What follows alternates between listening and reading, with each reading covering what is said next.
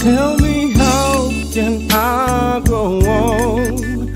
You're not here, means you're gone. I've searched high, now I've searched low. Where did Welcome back to the Now or Never show, and I have a big surprise. It's Freddie Sweet, and we What's are up? What's super cracking? What's excited. cracking? What's going on, everybody? So exciting to have Freddie Sweet on Memorial Weekend, and we are super blessed. I love that song that I just played. It's one of my favorite songs. I'll tell you why later, but without further ado, we are going to have Freddie Sweet play. What's the song? Have a nice day On on the Keep It Hot album, Funkalicious Keep It Hot album. Awesome. Are you ready, Freddie? I'm ready.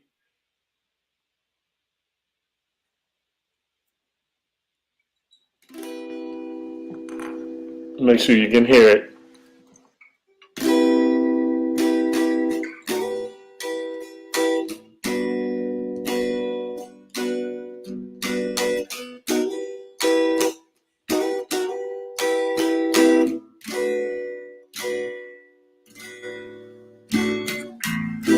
Yesterday I was watching the news.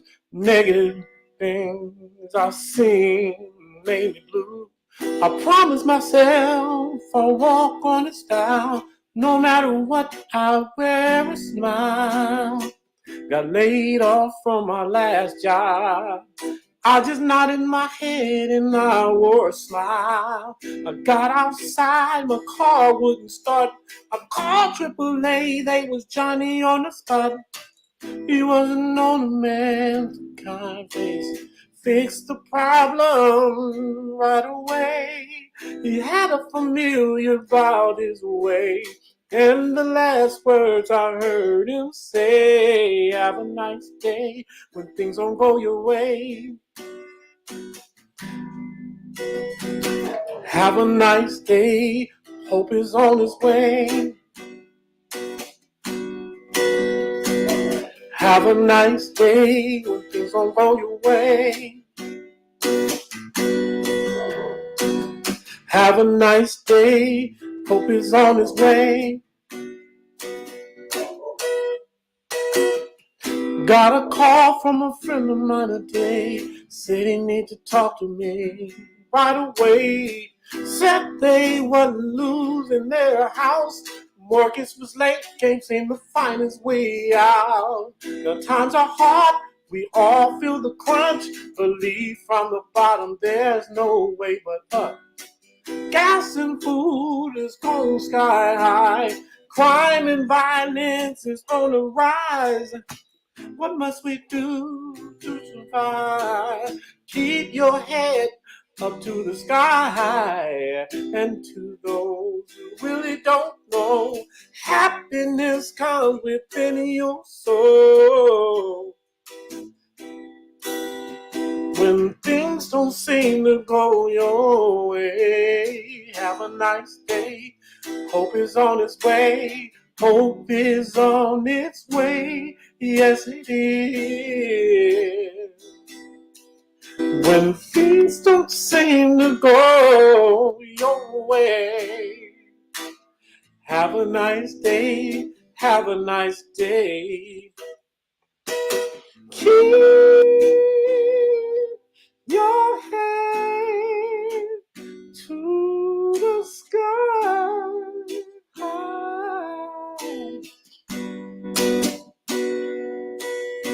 Keep your head to the sky.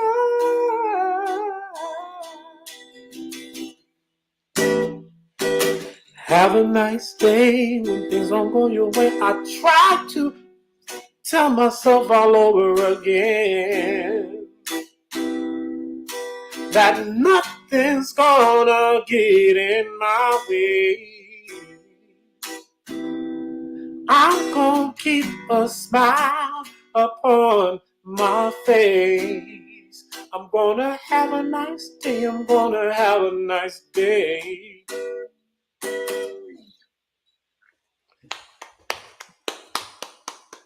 Awesome, Freddie! Thank you. You're so super talented, and have a nice day. Like, I was listening to the words and I'm sitting here going, I'm feeling bad about myself because somebody just cut me off on the road and I could just be singing have a nice day. Is that what went into writing the song? Yeah, what was funny was I wrote the lyrics first, and then we went in the studio, and I took my acoustic and we started playing it. Me and our percussionist and our guitar player MD. We wrote 90% of the song. So we sit there and I wrote the lyrics and prior writing the lyrics. Had an idea of the song with the title "Have a Nice Day," and I was like, right about now, what we're going through, it would be good to say to someone, "Have a nice day," So when we started writing the song, we finished the music, and we were sitting there, and I sung it, and we were sitting in the studio. Jerry played his guitar parts and left, so me and Jesse was sitting in record studio. And in my mind and soul, I wasn't feeling it, what I sung. I wasn't feeling it at all. And I didn't say anything. I just sat there. And so our percussionist, he was engineering at the time. And the computer we have was like a $6,000 computer. If it shut off, it automatically saved everything. What? I know you deal with a lot of difficult people, and it's par for the course in the entertainment industry. It's really cutthroat, and we're not going to lie about that. We would be lying if we didn't say it wasn't cutthroat. But what year did you write the song? Oh, believe it or not, the song is 9 years old. Wow. We wrote it 9 years ago, and it was just it was surreal what happened. The computer shut off completely. We had finished the song and it shut off, and we were like, "Uh-oh!" It was like, "What's going on?" And like I said, the computer automatically backs itself up. If it shut off, it backs up all the information. Oh, thank goodness! For some reason, it did not save this song. It didn't. It did not save this song. And we were like, uh-oh. So Jesse said, man, he thought he had messed up. And I said, no. I said, I know who it is. And he said, who? I said, it's God. And he said, why you say that? I said, because I wasn't feeling it. I said, I didn't sing it like I should have sung it. And so Jerry walked in the door, and Jerry's like, so how's it going? It's like, man, it's not going. The song erased completely. And all the other songs that we had in the computer that we backed up, that one song didn't save. So I knew it was God. God was like, no, you guys got to do it better than that. You got to do it better than that. And we knew it, and we did it over. And the end result was everybody that hears the song, when we do it live, we have tons of people in the audience crying because it's touching everybody, that all of our fans. And it touched we auditioned for the X Factor when they first came here to America. And we auditioned with this song. They told us not to do original song. And we were like, well, what we got to lose? We know it's a good song. Yes. All the producers, when they heard it, they told us that song is a smash hit record. So you guys get it to the next level. That song is going to blow up because of what it's talking about. It's talking about everyday things that we're going through as human beings. And we knew it because when it erased and we had to do it over, and we did it over and it came out 10 times better, we knew it was God. We just knew it was God. And ever since then, like I said, every time we play it somewhere, people are people in the audience crying. Wow. And it's such a good song to motivate the audience when they're feeling a little bit bad about themselves or the way they're treated. And did you go in writing this song thinking, was the intention to try to get people to be nicer, or was it deeper than that? Well, in a sense, it was kind of like that, but it's deeper because we know our mission here on Earth. We come. Look, I gotta advertise it. Funkalicious. We come from the planet Funkonopolis, baby. Ninth star west of the moon. We're a whole different breed of humans, you know. So we know that each person in the band, believe it or not, at one time we knew our journey here. Our journey here is to make people happy, make people understand that this life is a blessing, to enjoy your life here on earth, love one another. Sometimes you gotta put things in the Most High's hand. So that's how we think. We think about making people smile, making people laugh. So you listen to our songs, each one of our songs have different elements of, having fun. Yes, I would not go out in the driveway in my pajamas. I can't even imagine being on stage in my pajamas. It takes a lot of courage to do that. Yeah, but you know what the thing about it is, we encourage people to come as they are. You know, you can have fun in your pajamas. Not a negligee and stuff like that, but but pajamas. And we've had that before. We've had people come out. Well, we thought this was kind of like a sock hop. It's like, no, it's a concert. But if that's how you want to come out and see us, then hey, more power to you. We brought people on stage like that too, and they was shocked that we actually brought them on stage. Because in our show sometimes we have like a big party scene on one of our songs, and so we bring people on stage, and we, like I said, we just happy people. We just want to have fun, make people happy, you know, at least for a moment, and then take a piece of us home with them. That's why when we started doing our music independent wise, because we've had record companies approach us in the past, but it was always some drama. Well, we can get you a record deal, a label deal, but you guys got to give us $40,000, upon. It's like, what? Like, give you $40,000, and then you can get us a label deal, our own label deal, and we're like, we can do it ourselves. So we started putting our own music out and selling it, and we were selling it for sometimes we sell our CDs for $1. We didn't care. We just wanted to get our music out, get people to hear it.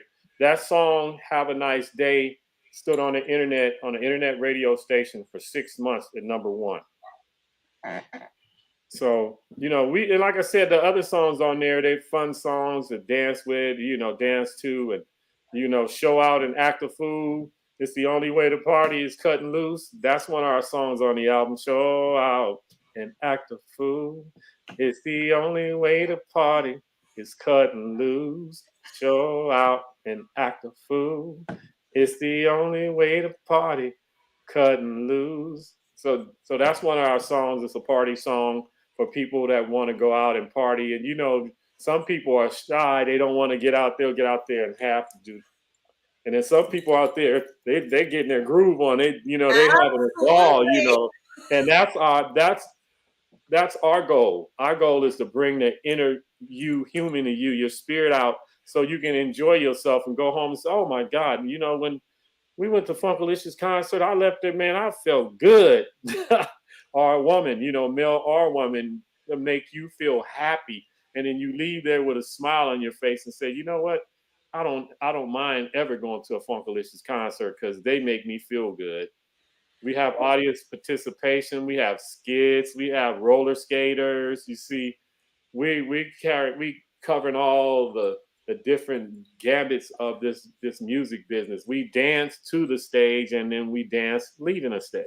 And we saw your City Walk performance. We played that preempting the show. And how do you get people off their feet? What's your key to success with that? Or is that a secret?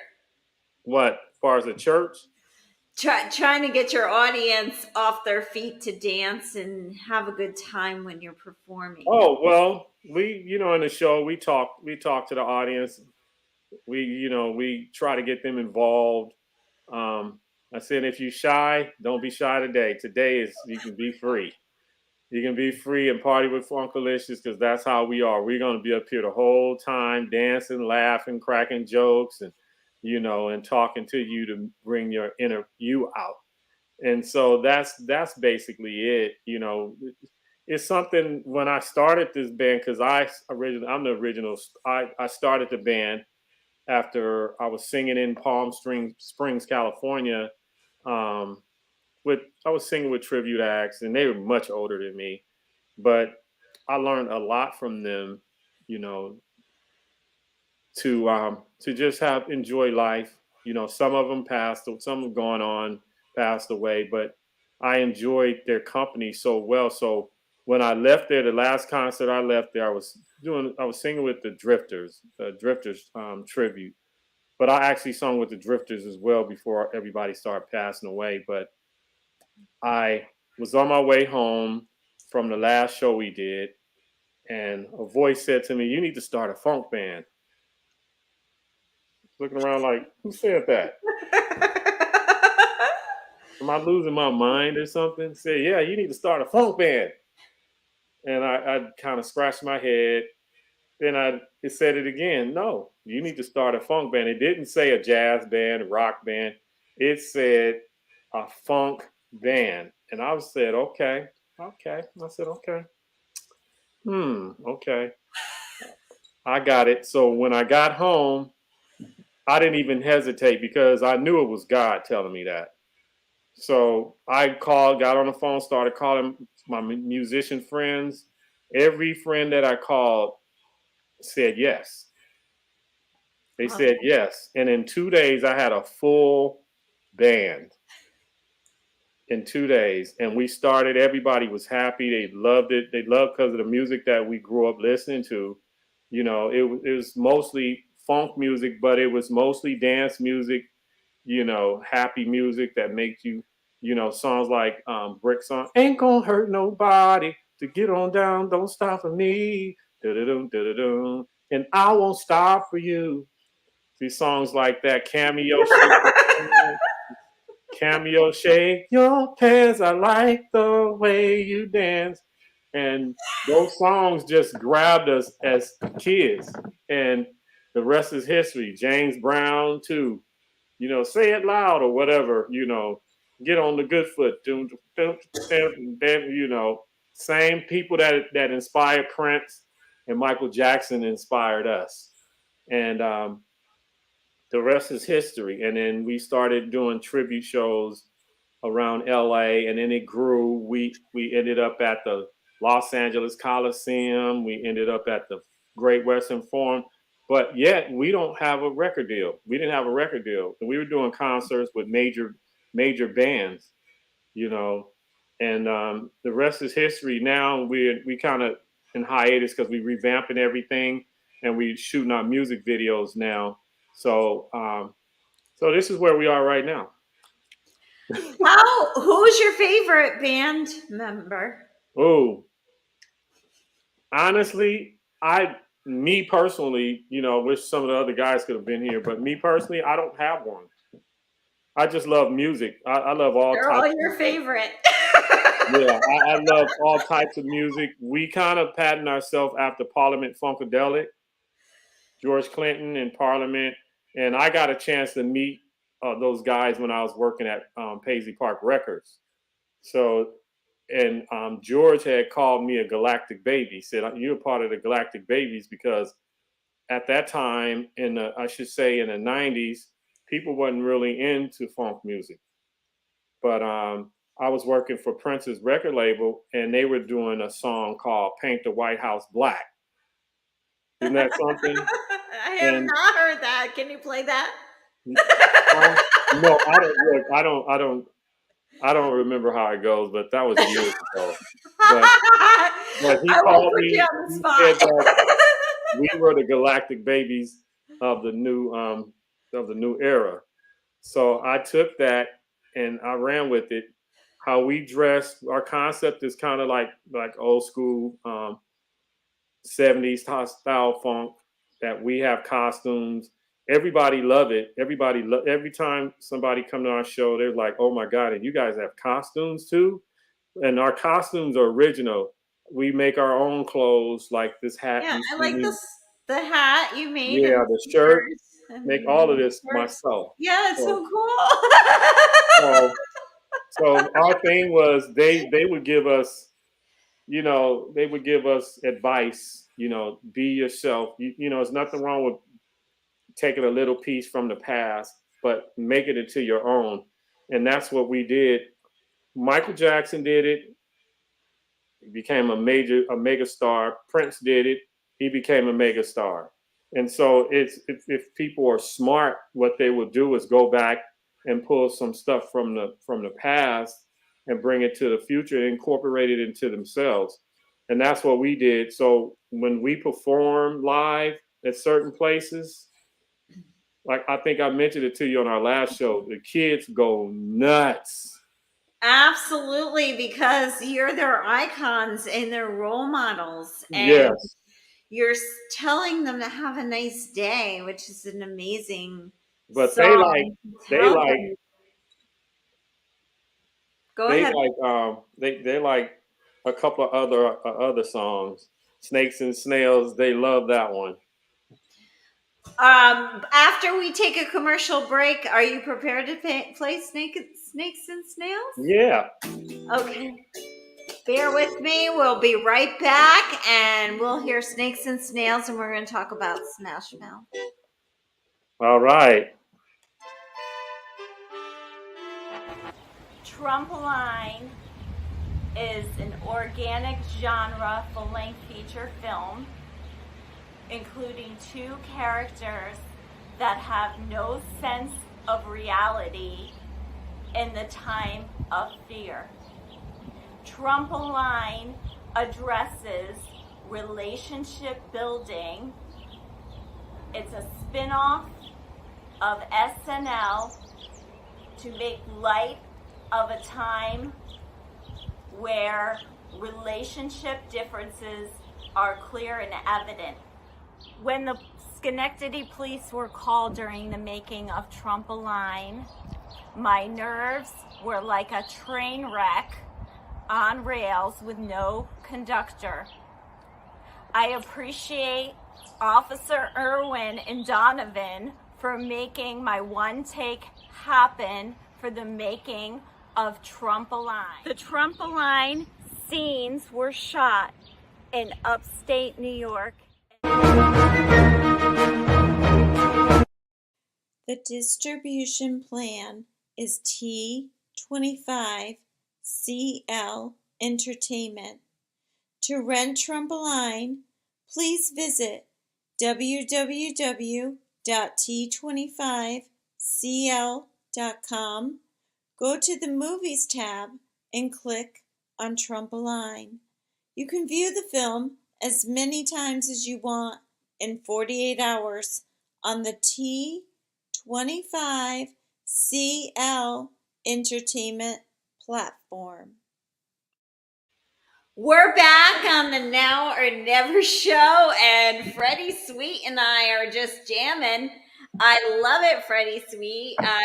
Would you like to play Snakes and Snails for us? Yeah, I'll play a little bit of it for you. Perfect, thank you.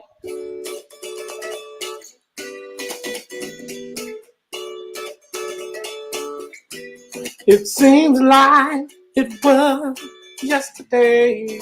Ice cream truck came by, same time every day. And the funny music it would play. Girls would chase the boys and boys would chase the girls. back then life was so innocent. Whatever happened to them? Can we go back and retrieve them?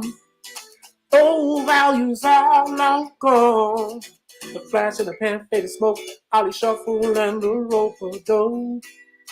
These are things that boys and girls are made of. I think it's kind of strange how big tails, lip gloss, and the way they talk. Snakes and snails, puppy dog tails, sugar and spice, and everything nice. Snakes and snails, puppy dog tails, sugar and spice, and everything nice. Now a kid like today, being left at home at night while their parents party. A child should be out having fun, riding skateboards, playing darts until the streetlights come on. Susie would punch me in the arm, said, "Oh, what you do that for?" He said, "Because they like you, and that's just their way. And girls are so sweet, so girls are sugar and spice, yeah. And everything nice, snakes and snails, puppy dog tails, sugar and spice, and everything so nice, yeah. Puppy dog tails, sugar and spice, and everything nice. Snakes and snails, puppy dog tails, sugar and spice, and everything nice." Thank you. Thank you. I could have danced, but I'll spare you. But yeah, this is awesome that you're doing this on a Memorial Weekend when we have people that serve the country that have, and on a special holiday. This is amazing, and I appreciate you doing that. And You're welcome. yeah, tell me about what's coming up with some bands that you're managing. Well, I can tell you, with Funkalicious, we're getting finishing up 3 music videos, and then after August we're going to release our new album. Woohoo! What's it called?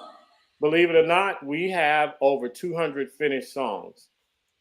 Wow. And when we first started putting our songs out, we selected some songs. And I had got some advice years ago from Michael Bivins, from BVD, the group BVD, because I work with Ralph and I work with all of those guys from New Edition. So he had put their album out and they had 2 hits on there, but he said, I remember New Edition. Yes. I'm aging myself now. He said, don't put all your hit records on one album, spread them out. And so what we did, some of our best songs, we didn't put on this album.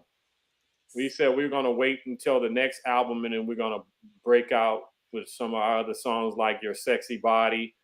We had that song talks about all women, no matter what shape or size of you have someone that a man that likes you no matter what size you are, what color you are, how tall. So that's what that song, your Sexy Body. And great message, Freddie. Thank you. Yes, what's really funny, people begged us to put that song on the first album, and we were like, oh man, because when we released it as a single about 2 years ago, and then we took it off the market. But it got all the way to England and Italy. It was a hit in England, Italy, and Germany. Nice. And we were like, wow. I had people calling me from overseas, begging me, could you please send me that song? I'm like, go online and buy it and download it. That way you'll have it. But they were like, oh my God, that song, Your Sexy Body, all up on mine, you're such a hottie. You sure like the song? It's a straight dance song too, but it's glorifying women, you know. We're dancing. Yeah, see? And so Us women need some glorifying sometimes because some of us are told we need to be in the kitchen and cooking. no, our motto is, because I have 3 daughters, and our motto is, you know, to make a woman feel good, a girl feel good, is to, you know, compliments and, you know, and kisses and hugs. You know, and having a good time, you know, going out, having a good time. Some people are shy because, oh, I can't really dance. Who cares? Get out there and do the floopity flop. Right. Well, I can dance to one of your songs, but maybe we'll Yeah, save that for the but next you know segment. what? I'm gonna tell you, I sang in Japan for 3.5 months, and I sung at a Motown club out there, and I learned, you know, people, the karaoke wasn't even here in America yet, and when I was out there, this was in the mid '90s. Um, they didn't care. They didn't care if they knew how to dance or not, but a lot of them knew. Believe it or not, a lot of Japanese know how to dance because they watch, you know, a lot of our videos. But singing, no. But they didn't care. They did not care. You know, I laughed a lot when I laughed a lot at some of the places we used to go to, but they didn't care. They just had a good time, and so Well, that's where a lot of this come from. I hadn't started Funkalicious yet. I didn't start Funkalicious until the 2000s. wow. Yeah, when I was singing and for in pageants and things, I had to train my voice. Is there any special weird thing that you had to do with keeping your voice? We I did this A-E-I-O-U kind of exercise and had to when drink orange juice and hot pepper with an egg in it. What? Yeah. I'm here to tell you that is absolute. Have you ever heard of Leontine Price? You know who Leontine Price is? She was one of the most Oh, famous opera Christ. singers. No. No. Yeah, Leontine Price. My Uh-huh. director when I was in performing arts school, they were friends. So one time I was on the road singing background for the late Vesta Williams from A&M Records. She had a hit record called Congratulations. She had several, but we were doing a concert in New Orleans at Superdome or whatever it's called.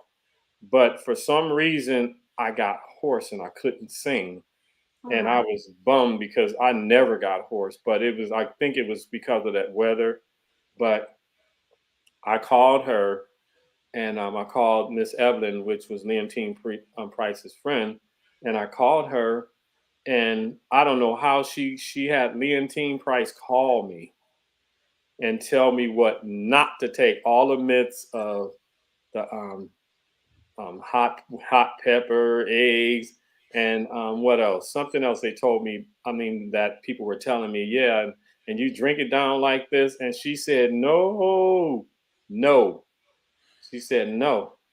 She said the best thing for you is ice, or cold Wow. water, and then she said after you do that, get a cup of water with no lemon in it and honey, hottest you can take it, and put honey in it.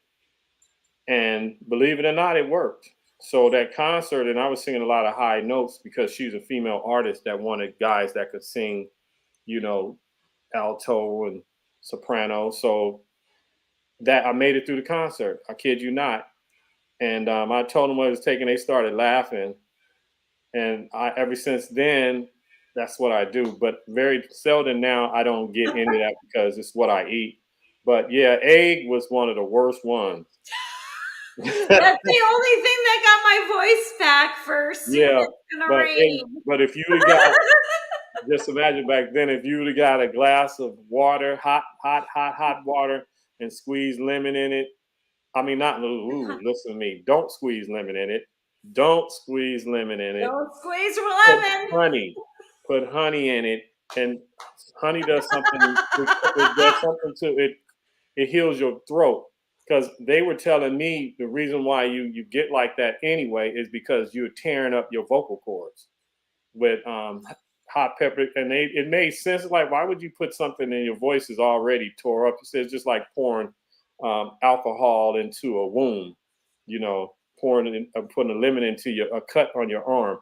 And so ever since then, I've always used that. Never had any problems again. But the lessons, I can give you some of the lessons that I was taught. I was blessed because I had been singing since I was 6 years old, not on a professional level, but I always wanted to sing and play guitar. So I taught myself how to play guitar and sing. So when I joined the Young Saints, they gave me the techniques that I needed to become a professional background singer, which I did for 20 something years. I was a professional background singer, and I grew up as a musician, but I grew up as a musician that can sing and play. So the lessons that they taught me, I had never heard them before. The AI, all of that, I heard that in middle school, well, which we called it junior high school. But when I joined the Young Saints, they took me to a whole nother level of vocal training. The exercises was red leather, yellow leather, red leather, yellow leather, red leather, yellow leather, red leather, yellow leather. Red, That was one. yellow, That was one of red, the hardest. yellow, brown, Red leather, red yellow leather, leather, red leather, yellow leather. yellow leather.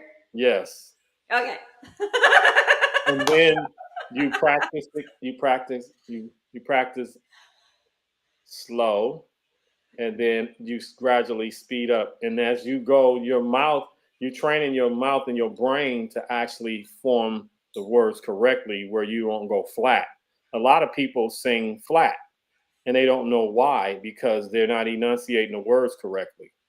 And they taught me all of that. My first professional gig, I was 18 years old, and me, Celine Dion, and the Famous Waters family sung on a movie by Robert Conrad. It was called Coach of the Year. Nice. And when I got on there and I'm watching these professional people, like I said, Celine Dion, she was younger than me.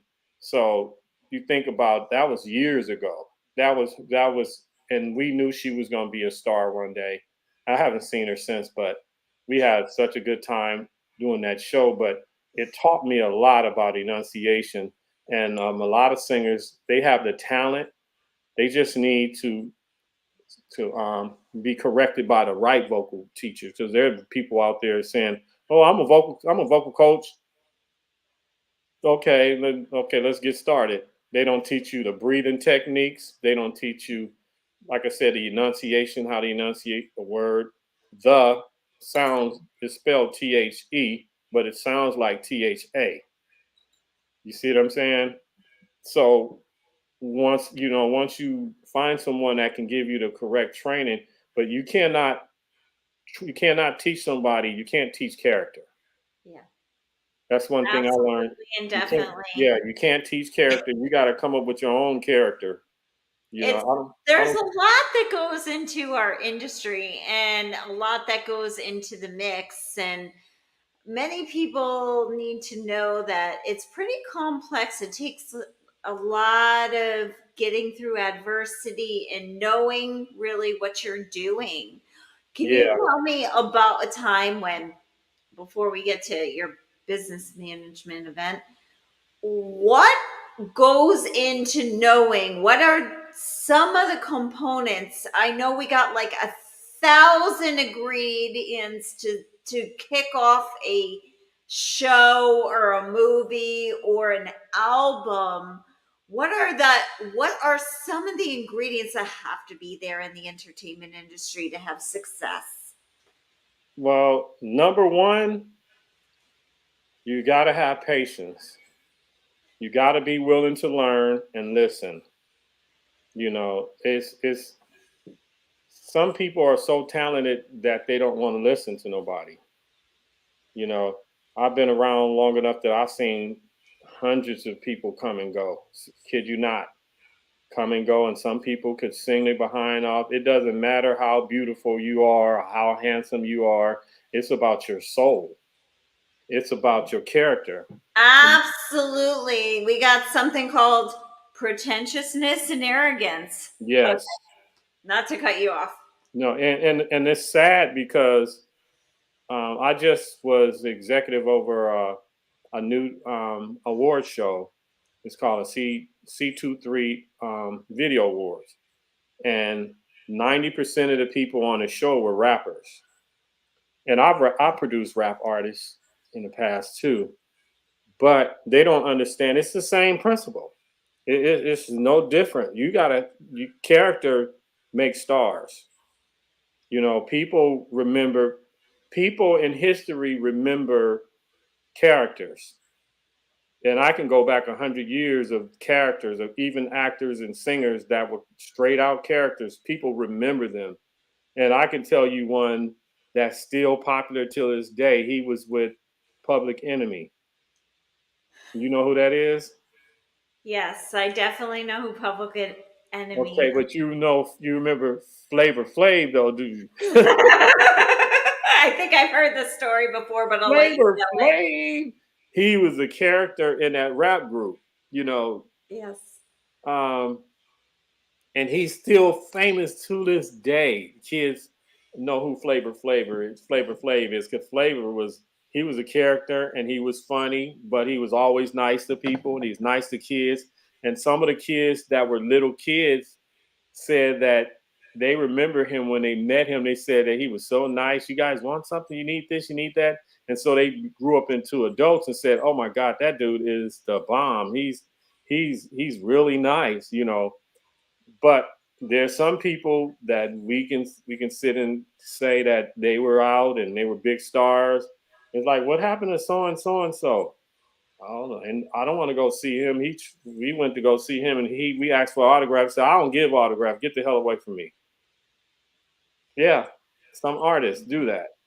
If Wow. if I was taught when I first started singing background, we would go. We Our job was to sign autographs, Yeah. and we were like, "We're not the star." And EJ, the manager, said, "Yes, you are. You're on that stage. So you're on video on MTV. You're on BET. Yes, you are." And was like, "Oh well, I guess so. We just background singer." He said, "No. One day they're gonna remember you from singing with her one day." And I said, "Oh, okay." So Absolutely. we would go out and sign hundreds of autographs. You know, we didn't leave nobody out. We went and talked to the people, and they were always, "Oh, you guys are so nice. We thought you guys were gonna be bougie like so and so and so and so." You know, I can't name no names, but Absolutely. And it definitely is our job to be gracious in our communities, to be nice to fans, to sign autographs. I totally agree with you and send positive messages. It's our job, it's on us. yeah. And to me, it's a blessing. It's a blessing. I truly am blessed. I'm truly blessed. I've met so many people, not just entertainers. I've met so many actors and film producers, executives, and musician stars that they've all given me great advice. And they always said, "Fred, you got your spirit. So you got a happy spirit. Don't change that." Arsenio Hall told me to my face, and I met Arsenio when he was on Solid Gold when I was real young. And he told me the way you start is the way you finish. He said, "Do you want to be somebody that a person can approach you and say hello to you and ask how your mom doing? Or do you want to be somebody that you walk around, you got to have bodyguards around you because you was an asshole to someone, and then they pissed off at you and it got out to everybody and everybody's coming up to you calling you an asshole, but you're a superstar." Well said, Freddie. Awesome job. What are other ingredients in this entertainment mix that you would say we need to have to be successful? Well, it's one thing that I learned, even me producing albums and producing records and stuff, I learned that one thing was said to me. James Brown said to me, he said, take a little bit of this, a little bit of that, a little bit of this, because you're not gonna have a choice. Because if the certain music you listening to is playing, it's gonna sink into you regardless. But take a little bit and create your own thing. You know, like he said that he had Little Richard, and I never knew that until I worked with Little Richard. I sung on Little Richard some of his stuff on his album, and he told me that James Brown was his friend, but he was his protege. And I was like, yeah, get out of here, And Little Richard used to like to crack jokes, so we didn't take him serious, but he was right. James, when I met James said, yeah, Little Richard used to get me gigs that he couldn't do. He said I would go do the gig in his place. See? So Absolutely. so the influence, to me, you gotta go back. And I mean way back, not just go back. Oh, yeah, I went back 10 years. Yeah, and I heard Cisco sing, and so now I'm gonna sing like Cisco. No. If you can go back Absolutely. further than that, go back further than that and listen to how these people were singing. These people didn't have auto tune to correct your voice. If That you is got it, absolutely true. Like Beethoven and the Mozart and how did they learn, Freddie? it's called practice. It's called practice and having the passion for what you tell God. I told God I wanted to play guitar when I was 6 years old, and I remember that till this day. Yes, I was singing. It was funny when I was a kid. I was singing Michael Jackson stuff because my voice was high, and I could sing everything Michael Jackson, not knowing that I had a gift. I just did it. And then my family started saying, "Oh boy, you can sing," and then I started imitating people. I was imitate Smokey Robinson, you know, and I would Stevie Wonder. I would imitate all of them, and so like when I was playing guitar, my family used to ask me to come sing when there's a party at the house. Would you come sing Smokey Robinson? No, I don't want to sing on Smokey Robinson. And then my uncles were like, "We'll give you $10." I said, "You give me what?" So every time they had a party, I was out there. If you guys want a song, I would sing a Smokey Robinson song, and then they would say, "Oh my God, you sound just like Smokey Robinson." And I was a kid, but like I said, I absolutely. was mimicking people, and that's the best thing. You go back and start doing some research on some of these artists and mimic them, and then throw your own self in there. Look at Adele. She did it. Now she's a mega star. I seen Adele before she was even famous. The same with what's her name that she passed away. She was a kid when we met her. Um, Amy Winehouse. Oh yeah, see me. Amy used to come. Mom used to bring her to her concerts when I was singing with Shalimar in London in the late '90s, and I got a chance to see her from 12 years old. You know, Rest in so peace, Amy Winehouse. That woman struggled so it's hard. It it's was really sad, and the reason why I'm telling you it's sad because I knew her and I knew her mom and dad because they used to bring her to our concerts in England, and we would sit down and talk sometimes. But at that time, because we were there for 6 years back and forth. And she grew. We knew she was going to be a star because she loved old music. She loved old music, and that's what she was mimicking. And then when she came out, we were so happy. But when she came out, is when she passed away. She wasn't even out 2 years.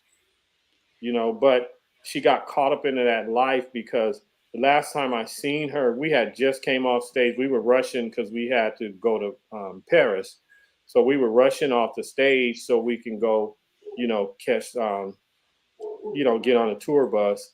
And she was, and I don't mean if people take it the wrong way, I don't care. She and her band. She was introducing us to her new band, and so we were happy.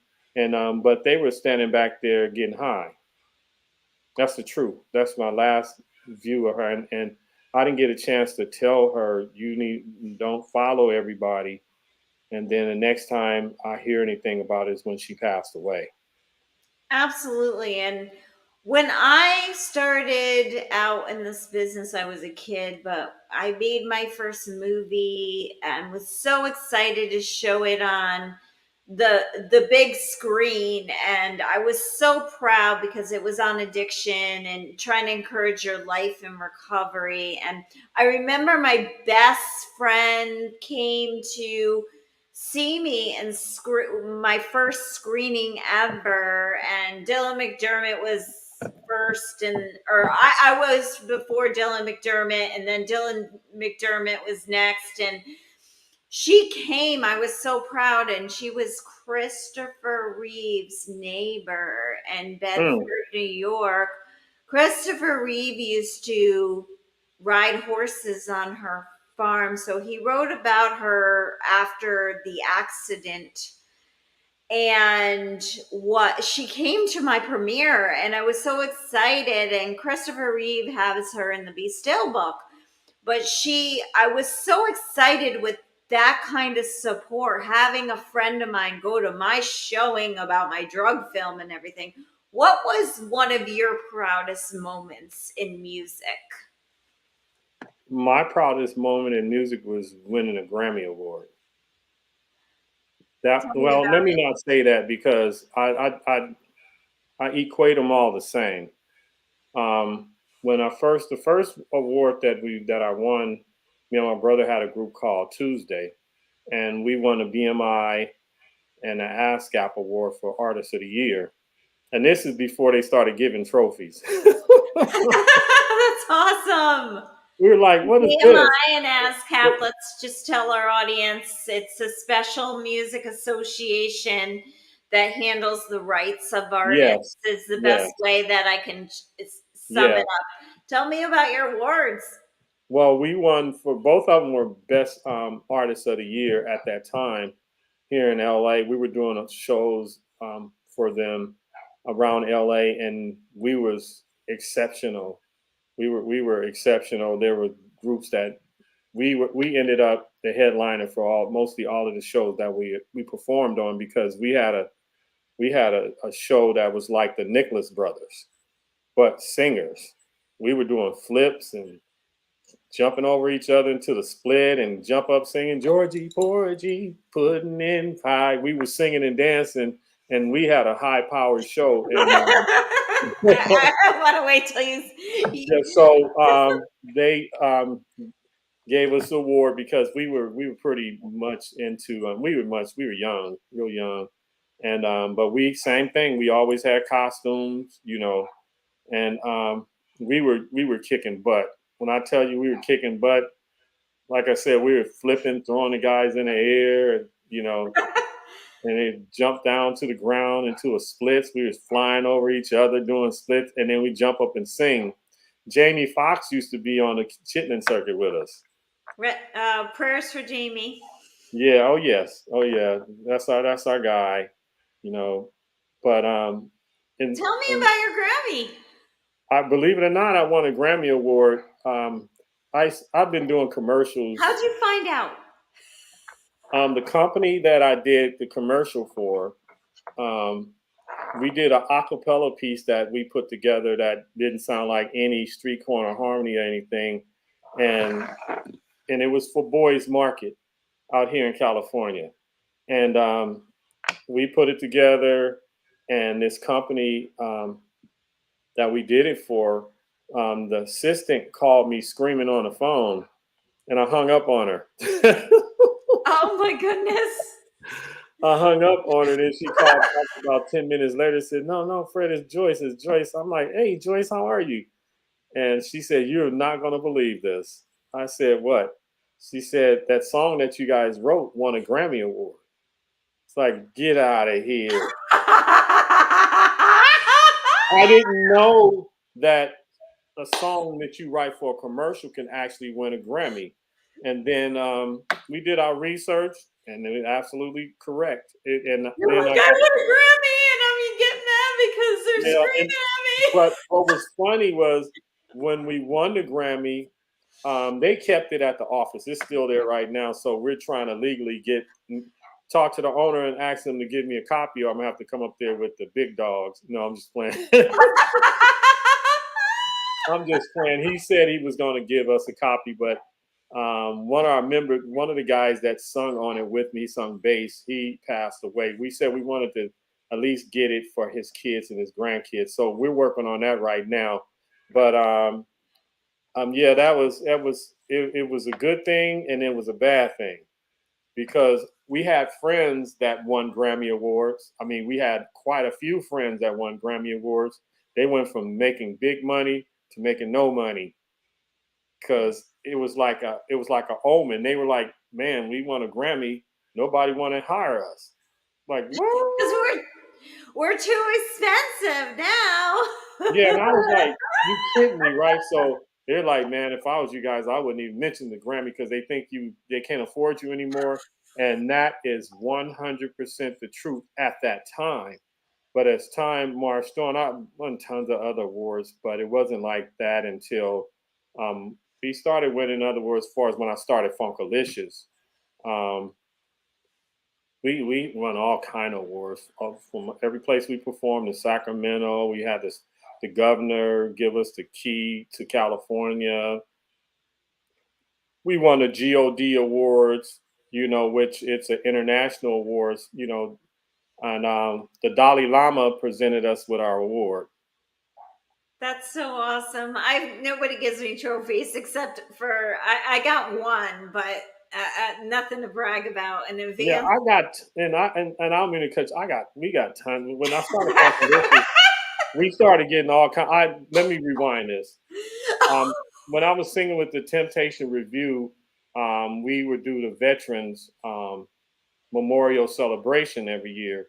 So one of the administrator um, got the bio and they read my bio and they were like, "You've been performing for veterans since you were a teenager?" I said, "Yes, I have." I said, "I've done tons of stuff for veterans."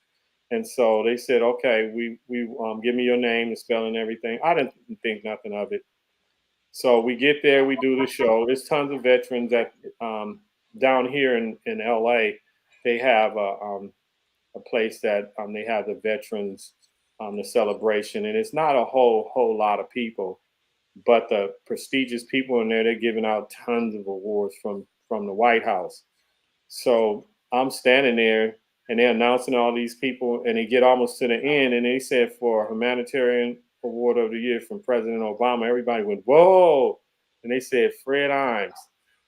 And I was like, "What?" That's what I'm saying, little band. If you hear us saying what, it's just like we heard something ridiculous. So I was like, "You kidding me?" And they had this big box, and it's a really nice, it's in a dedication, being a dedicated veteran, and I did the USO tour, and when they got all that information, President Obama sent me a humanitarian award of the year, and then I got a Purple Heart, and then I got the badge of honor for doing that over in Bosnia. So I was like, wow, this is a great thing. And everybody was, I mean, all the paparazzi was on me, you know. So I was like, then it kept going, progressing, and we won other awards. And then we won the God award, and that's a great award. We were at the Academy, I think it's Academy Award Theater that they had the event, but it's people from all over the world. And we were Artists of the Year on a God award. And I have an award from Keeping Up with the Kardashians. You know, I did a song that they played on the show, and so I actually got an award. The girl that I wrote it with, she won the award, and she felt bad because she said, "Fred, I really didn't do much," and so she brought me the trophy and she gave it to me. What song was that called on the I Kardashians? don't even remember which one. I'm trying to forget that. I've written so many songs. I don't even remember the song from the show because you know how in the background they have music playing in the background, and it was actually playing in the background, and they were dancing on it. And then she called me. She called me like a year later after, and yeah, it says it went to what's her name, the oldest one. I keep forgetting her name, Chloe. And Yeah, Chloe said Chloe. to her, "I didn't do nothing." She said, "You keep it." So And then that's she, because they changed their names. yeah, yes, Now and, it's like yay or hey, yeah. hey, So hey. she called me and she drove it to me. And when she drove it to me, I was like, "What is this?" Open the box. That's what it was.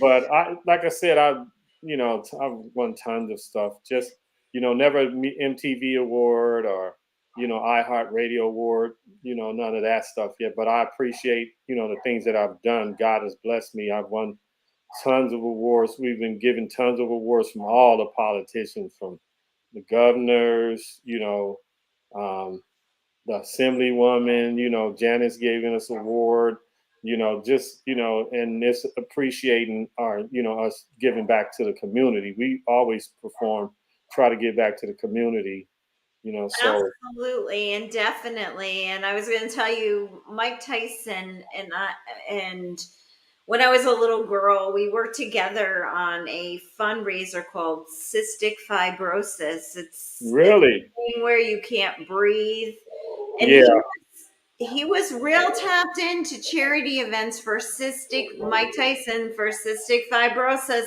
to help people that had a life expectancy of 20. Charity is so important. And we yes. talked a little bit about that before. And what if you could give back to any organization, who would it be?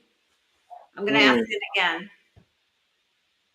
Well, we perform for so many. Um,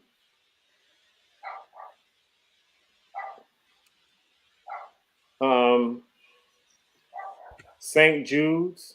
Yes. St. Jude's Hospital, kids that are born with cancer or different things. It breaks my heart to see that. Even animal, when people are abusing animals, it makes me cry because I'm like, how could you do that to an animal? So those two I've given um, donations to throughout the years. Absolutely. And there's so many others. I wish that I could do something for them. So a lot of times, like I said, for the veterans, we used to go perform for the veterans, and every Very year, good. yeah, Awesome. until the pandemic hit, and then we stopped because they were so happy just for us to be there. I bet. And gracious too. Yeah, and man, they got up and they party. What's your favorite Funkalicious song? Believe it or not, I don't have one. I don't have one. Well, let me not say What's that. the best The, one? the one that you like. The one you like, how can I go on?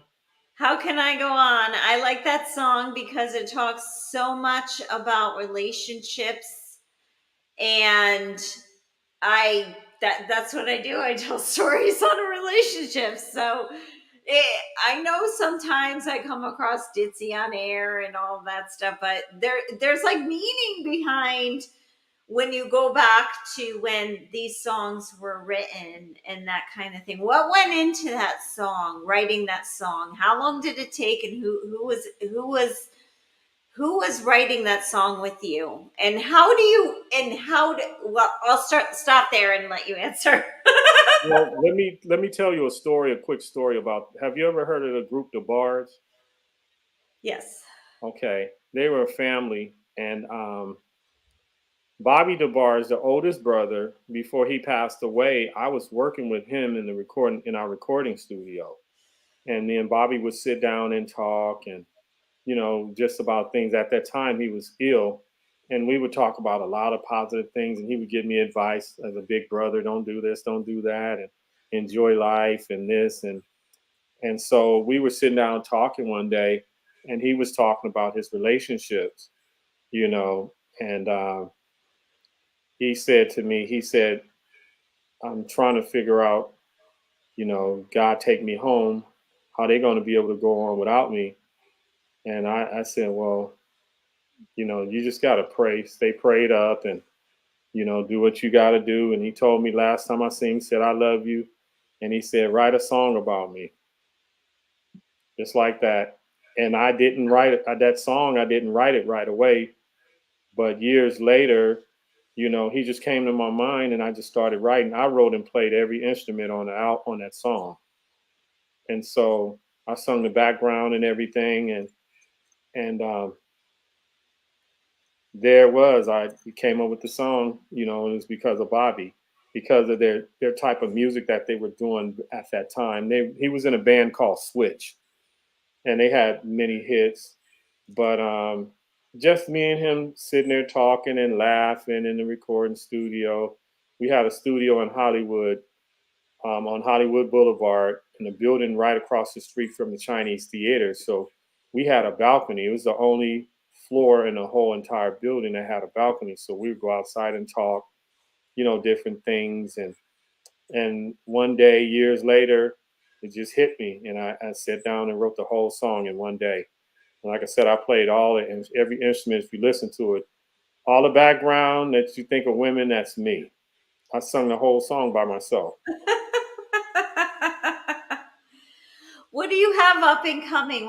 What is your next event coming up in a couple of weeks, or can we talk about that? Well, Funkalicious right now, we're revamping to prepare for the next album. So we're doing our photo shoot, and then we're finishing up our 3 music videos, and then we're gonna sit down and talk about the album. But we put ourselves on hiatus right now because we like, it's a lot of work that we gotta finish.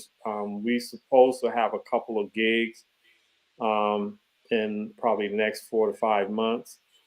But me, far as myself, I do concert promoting on the side. You got to Yeah, do let's something. talk about it. Yeah. So the company is called Events Unlimited, and our concert is Friday, July the 21st at the Microsoft Theater, downtown LA, right across from the Crypto Arena where the Lakers and the Kings and all of them play. And the acts that are on our show is UB40. Red wine UB40. Yes, red wine UB40, and then Men at Work. Who can it be now? And then Smash Mouth. Hey now, you're an all-star. Go play all that glitter. Go. Only shooting stars break the mold. So those are the 3 bands that we have Yes. on a concert. Let's support Funkalicious. Let's support UB40, and let's support Smash Mouth, and Men let's at Work. Men at Work. Go to axis.com if you hear, and buy your tickets and come out and have a good time and meet Freddie Sweet too.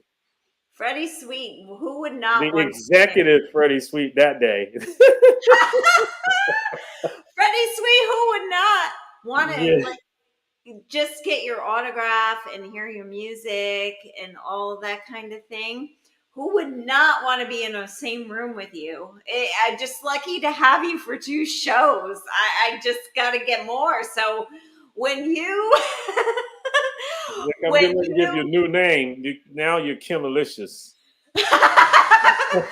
when you get into your shows again, and definitely hit me up, and I'll get you back on anytime. You know that. Yeah. We're this tight. Yeah. Now look, I just gave you a Funkalicious. Now you're Kim Alicious. Now I'm Kim Alicious. Yeah, so let's talk about how we come up with stage names, since you bring that up, because they call me Kimber Jesus. Really? Well, you know what it is it's being a musician in this day and age. Even back in the day, you had to have sayings, and believe it or not, Funkalicious, we have a lot of sayings that people like. You guys came up with that? Like, yeah, we did. So even though other people stole it and try to claim it, but we come up with original. We try to keep keep things kind of original and to keep people going because remember years ago, and I should say for 20, 30 years or longer than that, we always had a dance. We always had a dance. Now Absolutely. I was going to ask you about that. I the moonwalk and the break dancing. What's 2023's dance? well, you know what? If the funny thing about it is that's never going to go away because it's just fun. I used to pop lock. I used to pop lock before Michael Jackson ever did the moonwalk. We were kids, and in an inner city, that's what they were doing when we were kids. They were pop locking and break dancing, and locking, what they called back then. But we were moonwalking when I was 14 years old, But it really wasn't. It was called a moonwalk in the inner city, but it was found out it was called a backslide. And people keep saying Bill Bailey is the one that discovered it. No, Bill Bojangles Robinson was the first person to ever do that. And he was the one that taught Shirley Temple how to tap dance. And they kept saying, oh, Bill Bailey, it came out in the 50s. No, it came out way before that. But in the inner cities, that's what people were doing. Everybody always try to come up with a new dance or something. And then it would go to Soul Train, American Bandstand, and then people like, oh, okay, that's okay. Now it's like, what the hell? There's Yeah, no we're new dance. we're gonna make the Freddie Kimber We have a dance. We have a dance called the EJ. dance. And Yes. it's a good EJ. dance too. It's funny if you don't do it right, but it's called the EJ, and we said we're gonna break it out. We have one called a bounce that we do in our show. On one of the tribute songs that we do, it's called the bounce. And when we do that at concerts, it'd be everybody in the arena doing the bounce with us. So it's one of those things that we got to keep alive. You got to come up with a new. I don't care if it's similar to an old dance. At least have a dance. Yeah, absolutely. I want the Kimber Freddie Funkalicious dance. Yeah, Kimberlicious. Music video, Kimberlicious.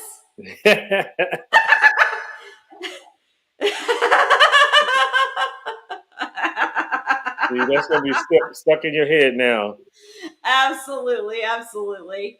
Well, I appreciate your time. Anything else you want to tell us before we wrap? And you definitely need to promise me you're going to come on another show when you have more announcements. Yeah, the only thing I want to send out to everybody is tell everybody to live life, live free, have fun, enjoy your friends and family. Just have fun because you never know when your time is going to come. So why not have fun? Why not have fun? Be responsible. Let me say that. And I'm going to say it again. This right here, I tell everybody, stay away from drugs. Thank you, Freddie, for stay away that. From drugs and cigarettes. Thank you, Freddie. I appreciate that. We see the heartbreaking effects of illegal drug addiction on the Now or Never show from time and time again. I have people coming up on my show that are struggling with addiction. They don't know how to turn off their brains.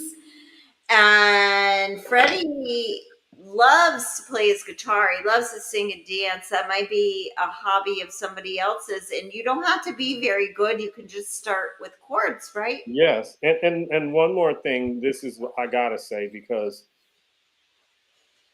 we don't understand our journey here on planet Earth. This is a journey. This is a test for you to live forever. When you pass away, it's not over. It's never over. This is a test of God. This is it's all it is a test. And I learned that when my uncle passed away. My uncle gave me some great advice before he died, and I got it. I got it, and I started living my life like that. And I kid you not, it's a wonderful thing, and it's God, Mother Earth create all of this for us to I mean, the ocean. I mean, the trees. It's amazing.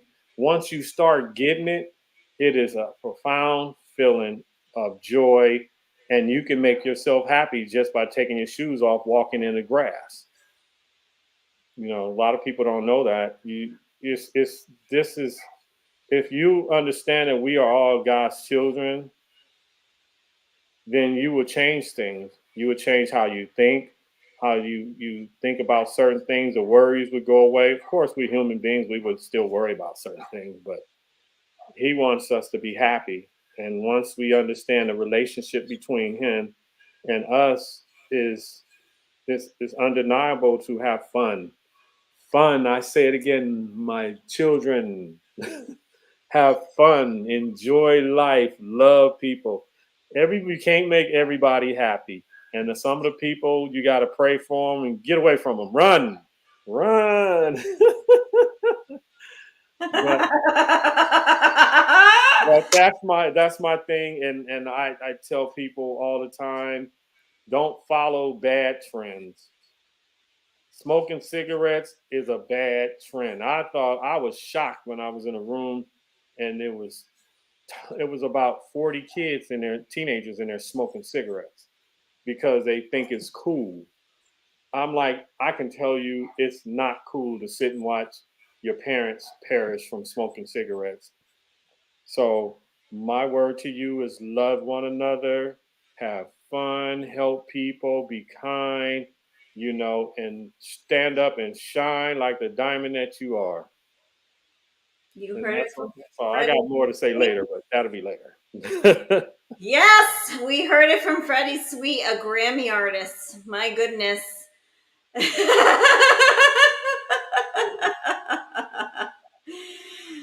Anything else, Freddie, before we wrap? So you can enjoy your weekend. Yeah, go. Our album is called "Keep It Hot" by Funkalicious, and it has my three daughters' face. A friend of mine's made the album cover, and afro set. It's a flaming afro within a picture, and it's funk music. It has a little R&B in it, but we try to be original with our music. So go check it out. Spread the word, Funkalicious, Funkalicious. And this is our saying, Funkalicious is the new generation of funk. Oh, woo, Allah. Now I need to be on the Funkalicious Kimber Barbie. Yeah, so you gotta learn that Kimberlicious. Oh, woo, Allah. That some people like, oh, that's blasphemy. You saying Lord? I said no. I said we said Lord. Lord used to be what they used to cook chicken with and steak with back in the day. So it's a slang word for fat. Ooh, Allah.